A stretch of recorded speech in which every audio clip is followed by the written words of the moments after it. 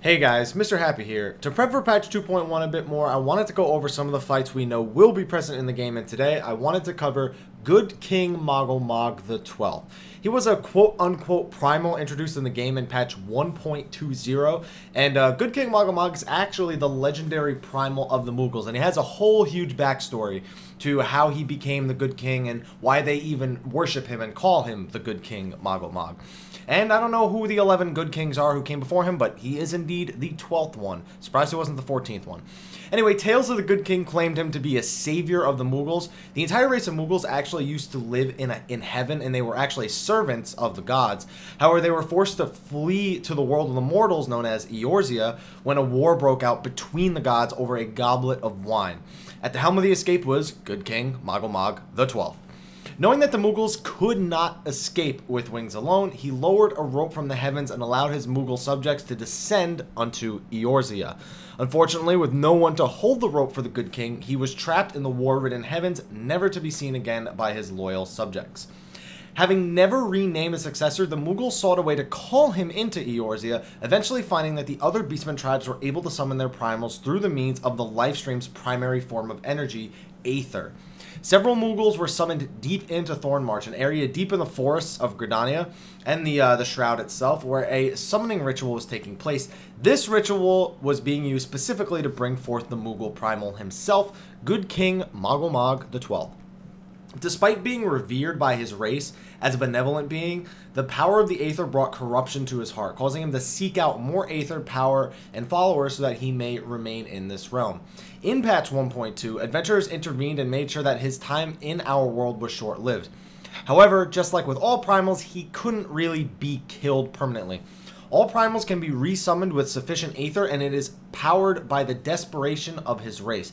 So long as there are Moogles out there that seek to summon the god, they will always find a way to bring him back. The more his worshippers suffer, the more powerful he becomes. That is how the Good King Moggle Mog will likely return to the game in patch 2.1.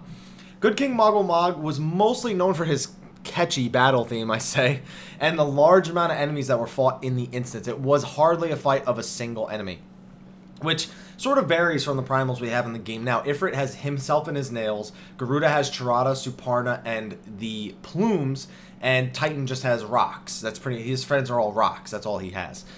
So in the original fight, the Good King was actually not even the first enemy you even encountered in the instance.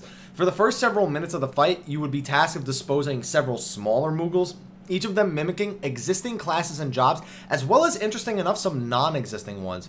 Amongst the ranks was a gladiator, a black mage, a thief, a white mage, a bard, an archer, and a marauder. And each of these servants had their own signature moves that they would perform, and they would spawn one time at a certain time during the encounter. It means no matter how much damage you had done to the previous Moogle, they would spawn based on a set timer. And it was to go along actually with the battle theme that he was actually going. The battle theme itself was the chorus of summoning him. So it was actually all of the Moogles singing and summoning their god with this ritual. And what's interesting about those lists is that we have a black mage, a white mage, and a bard on that list. Now I want you to know, those were not yet in the game, per se. It's entirely possible that they could mean to say thaumaturge, conjurer, and archer, but the bard, it's actually not possible that it was an archer because there is an archer in the fight, and the bard does sing a song. So it's kind of interesting to see, maybe they sort of had these things. I mean, this was patch 1.2, and the jobs were soon to come after. But the simple fact that they have a thief in there and a bard, as well as an archer, sort of speaks to how they look at the jobs in the game. And I thought it was very interesting that they had a thief in there. Hopefully we'll be having a thief sometime soon, but this thief isn't the traditional thief that you would hope for in a Final Fantasy game. So, after several minutes of the song playing, any remaining Moogles, as well as all the dead ones, would rise and rush to the center of the room. It was in this moment that the ritual to bring Good King Moggle Mog to this realm would come true, and the party would be tasked with killing all 7 servant Moogles, as well as the Good King himself in the final phase of the encounter. Upon being summoned, the Good King would do a single attack, Memento Moogle. This ability would deal increasingly higher damage depending on the number of Moogles defeated in Phase 1. If all the Moogles were killed, the damage would be rather low. If none were defeated, the party would be instantly killed, and then anywhere in between would deal moderate to high damage, but it would be sustainable and survivable to a point. Additionally, in this phase, for each servant defeated, the king would gain their abilities. This gave him several abilities, including several powerful cures, some AoE, some single target, an AoE nuke around his entire body, a petrification move which prevents you from moving, very similar to stun, prevents you from doing anything, really. The ability to drain MP, which could be massive in a fight in 2.1. A really strong ranged attack, which may discourage kiting in the new phone, or it may punish you if you do try to kite him. And a move that prevents weapon skills, such as, Shield Swipe has the pacification effect, as well as Berserk. And a move that made him 100% invincible as he tracked down a player and attempted to kill them. It also made him significantly larger. So, what made this fight tough really was controlling all of the Moogles in the second phase. The first phase had a few things that were difficult to deal with. Depending on your party makeup, a lot of people like to bring a lot of ranged to the party, and especially in the first phase, when it's one Moogle at a time, if you have enough damage, you never have to deal with more than one at a time. But the second phase forces you to kill all 8 Moogles, the 7 as well as the King. So dealing the high amounts of damage, so it could definitely be a DPS check coming in 2.1. And the end reward, however, were Moogle weapons that competed in strength with the Ifrit weapons that were implemented in that time. In patch 2.1, when he makes his return, the availability of these weapons will return as item level 70 weapons. You may have actually already seen some of these weapons in the game, and those are players who had them back from 1.0. Don't worry, you will be able to obtain these weapons as well. However, I do expect this fight to be very similar overall. I mean, with control over a large amount of enemies on the battlefield, it'll be a lot different from the other Primal fights.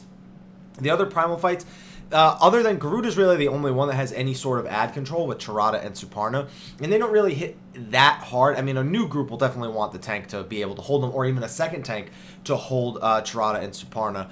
But this has 7 mobs that we at least know about, and there's the possibility that they could put a Summoner Moogle and a Scholar Moogle in. They could just go entirely into using jobs, have a Paladin that uses an invincibility move. They could have the Bard give Swift Song and give Foe Requiem to weaken everybody so that the Black Mages can do. There's a lot of possibilities for them to carry this fight over and have the Moogles really work a lot better as a team. They did work as a team a little bit in the 1.0 fight. The King and the Bard, I believe it was the King, no, the King and the Gladiator could call for heals from the rest of the party, and also, I mean, everybody but the King and the Gladiator could call for help from the rest of the party, and that would force them to focus his target, or he could heal a random like he could heal the Moogles and things like that. So they did work together, but there's a lot of room for AI teamwork in this fight, and this could be the first real council type fight that we have. If you've played any other MMOs that have multiple bosses on the field at once, this could be very well the first fight that we see, and their first chance to really show us that they're capable of making these very council-like fights. So in patch 2.1, when he comes back, expect to have to control all those Moogles, and we also expect his Nightmare Before Christmas-esque battle theme to be returning. So, additionally, expect a prerequisite quest of requiring you to collect 5 rare keystones, items that allowed entry into Thornmarch, the battle where the battle takes place. In 1.0, these came from specific enemies known as Notorious Monsters, although in the quest themselves they were just known as Dread Beast. But in 2.1, expect them to be a bit more streamlined. Don't expect them to introduce a few random monsters out in the world that you have to kill.